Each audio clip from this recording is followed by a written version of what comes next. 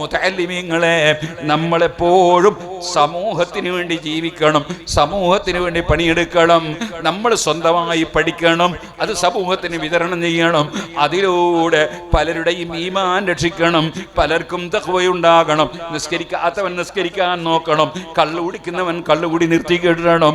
അതേ ബാപ്പവുമ്മയെ പരിഗണിക്കാത്തവൻ ബാപ്പവുമ്മയെ ബഹുമാനിക്കുന്നവനാകണം. അതേ കുടുംബബന്ധം മുറിക്കുന്നവൻ കുടുംബബന്ധം ചേർക്കുന്നവനാകണം. അയൽവാസിക്ക് ശല്യം ചെയ്യുന്നവൻ അവൻ അയൽവാസിയെ സ്നേഹിക്കുന്നവനാകണം. സ്വന്തം ഭാര്യയെ ശകാരിക്കുന്നവൻ ആ പീഡനങ്ങൾ നിർത്തുന്നവനാകണം.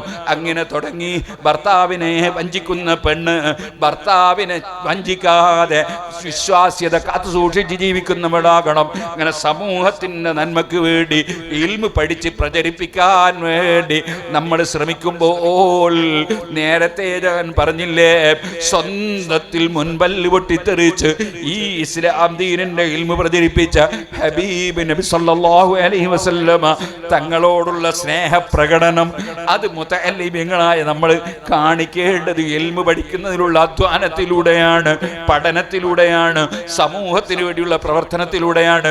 അല്ലാഹു തആല നിലക്ക് റബ്ബിന്റെ പൊരുത്തം കരുതി ഹബീബ് നബി തങ്ങളുടെ ഉമ്മത്തിന് ഉപകാരം ലഭിക്കുന്ന മുതഅല്ലിമീങ്ങളായി ആലിമീങ്ങളായി നമ്മെ വളർത്തിത്തരട്ടെ. നമ്മളെ പ്രവർത്തനങ്ങൾ അല്ലാഹു ഖബൂൽ ചെയ്യട്ടെ. അവരെ സ്നേഹിക്കുന്നവർ മുഹിബ്ബൻ എന്ന് നബി തങ്ങൾ പറഞ്ഞല്ലോ. സ്നേഹിക്കുന്നവർ, ആ സ്നേഹിക്കുന്നവരിൽ നമ്മുടെ ദർസുകളും കോളേജുകളും സ്ഥാപനങ്ങളൊക്കെ നടത്തിക്കൊണ്ടു പോകുന്നതിന് വേണ്ടി അധ്വാനിക്കുന്നവരും സഹായിക്കുന്നവരും അല്ലാഹു ആ മുഹിബ്ബീങ്ങളിൽ ഉൾപ്പെടുത്തട്ടെ.